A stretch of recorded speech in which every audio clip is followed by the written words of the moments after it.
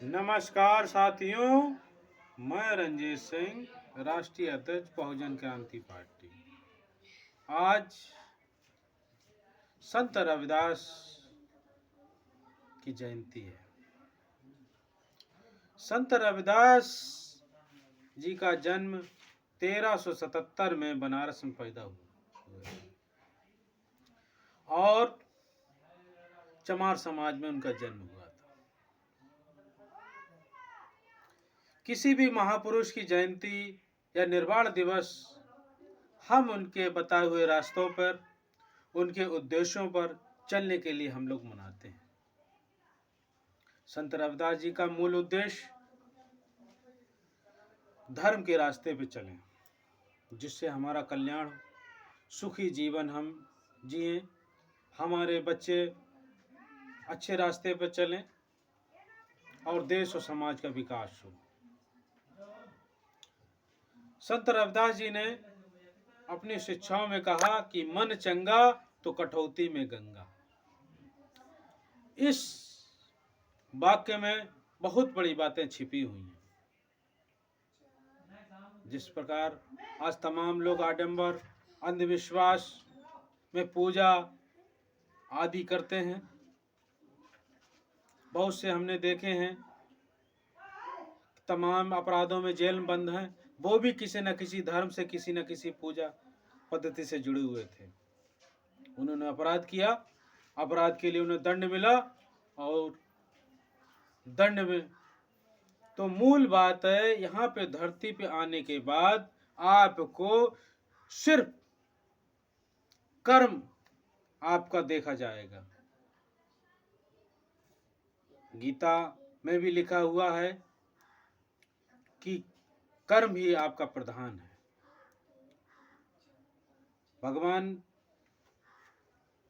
और संत रविदास जी की जो शिक्षाएं हैं वो आपको उन्नति और विकास के रास्ते पर ले जाएंगे। आज चमार समाज पूरी तरीके से दुखी और परेशान है। घर परिवार से दुखी है, पत्नी से दुखी है, बच्चों से दुखी है, बुजुर्गों की सेवा नहीं होती और घर घर में नशा, बुरे व्यसन आदि से त्रस्त है। इन सब का मूल कारण है कि समाज में कुछ राजनीतिक दलों द्वारा अनिश्वरवाद की तरफ ले जाया जा रहा है, जिससे ये विसंगतियां पैदा होती जा रही हैं। तमाम माँ बाप मेरे पास आते हैं, अपनी बच्चियों की शिकायत करते हैं कि वो ससुराल में दुखी और परेशान है। तमाम लड़कियां भागने की शिकायतें आती हैं, तमाम छेड़खानी और बलात्कार की शिकायतें मेरे पास आती हैं। इन सब का मूल है धर्म। अगर वो धार्मिक होते तो इस तरीके का विसंगतियां नहीं आती, इस तरीके के दोष नहीं आते।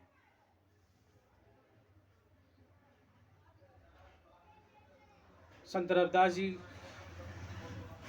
ने अपनी शिक्षाओं में कहा है कि ऐसा राज चाहूं जहां सबन को मिले अन्न और छोट बड़ा कोई हो ना, और ऐसा चाहे राज संत रविदास।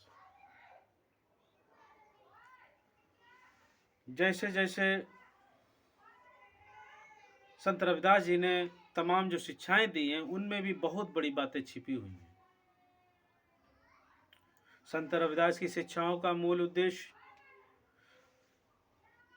धार्मिक होना है, और धार्मिक होने के बाद हम कौन से धर्म पे चलें, कौन सा धर्म हमारे विकास और उन्नति का धर्म है। संसार में सारे धर्म अच्छे हैं, विकास उन्नति के उद्देश्य से बनाए गए हैं, समाज का कल्याण के उद्देश्य से बनाए गए हैं, लेकिन वो धर्म विनाशकारी कब बन जाता है मैं बता रहा हूं। जितने भी धर्म हैं उन्हें आप जब धन देना प्रारंभ कर देते हैं और धर्म के आधार पर शासक चुनना शुरू कर देते हैं तो वह धर्म विनाशक हो जाता है। संसार में सबसे प्राचीन धर्म सनातन धर्म, जैसे जैसे लोगों ने धर्म के ऊपर पैसा देना शुरू किया, वह विनाशकारी होते गया। जाति की उत्पत्ति हुई और जाति का बढ़ना प्रारंभ। धन, आदमी ये चाहता है कि धन, हमारा धन हमारे पुत्र को मिले। आज तमाम ऐसे मंदिर हैं जहां वर्चस्व के लिए खून खराबे हो रहे हैं, लड़ाई झगड़े हो रहे हैं और मंदिरों में तमाम हथियार रखे जा रहे हैं। अगर उन्हें धन न दिया होता तो ये इस तरह की विसंगतियां नहीं पैदा होती, आडंबरवाद नहीं फैलता। धर्म और ईश्वर व्यक्ति का व्यक्तिगत मामला होता है, वो उसे किस प्रकार पूजा पद्धति से करे। ईश्वर के नाम पर जो आडंबर और अंधविश्वास फैलता जा रहा है, अगर आप उन्हें धन नहीं देंगे तो सही मायने में आपको धर्म का मर्म समझेगा। यहूदी धर्म सबसे ज्यादा अगर संसार में लजाया सताया गया है, पीड़ित किया गया है, तो वो यहूदी है। यहूदियों को तमाम प्रोग्राम होने के बाद उनकी हत्याएं की गई, बड़े पैमाने पर हत्याएं की गई। तमाम गैस के चैम्बरों में यहूदी लोगों की हत्या कर देंगे। इजराइल और फिलिस्तीन का झगड़ा भी धर्म का है, और धर्म, लोग उन्हें पैसा देते हैं धर्म को, धर्म ये लड़ाइयाँ झगड़ा पैदा करता है। अगर यहूदी अपने धर्म को पैसा देना बंद कर दे, मुसलमान अपने धर्म को पैसा देना बंद कर दे, तो ये लड़ाई झगड़ा बंद हो जाए, इस तरीके के दंगे फसाद, हजारों की हत्याएं होना बंद हो जाए।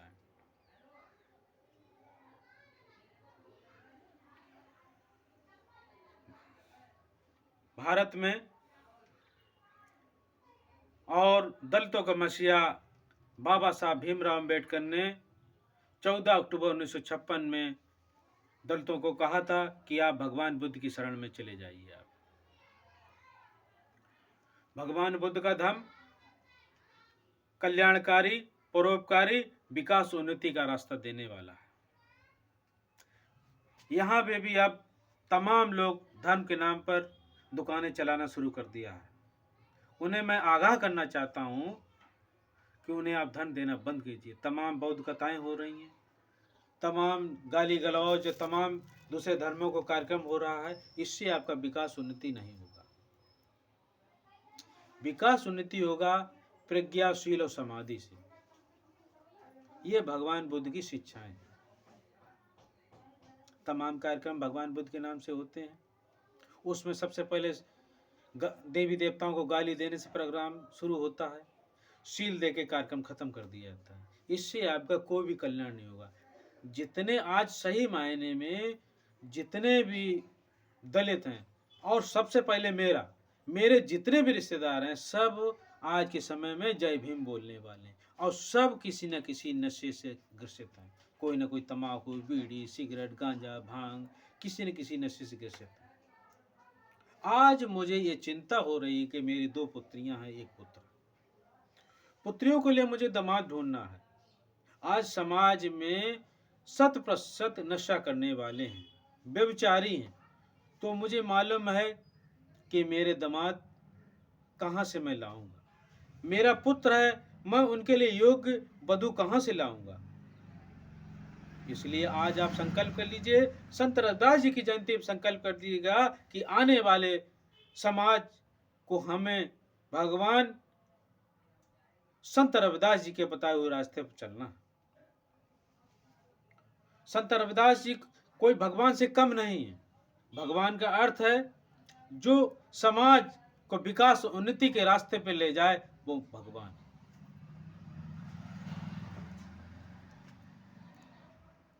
आज संत रविदास जी को नमन करते हुए सभी लोग धार्मिक बने और विकास उन्नति के रास्ते पर चलें, ऐसा मेरा कामना है।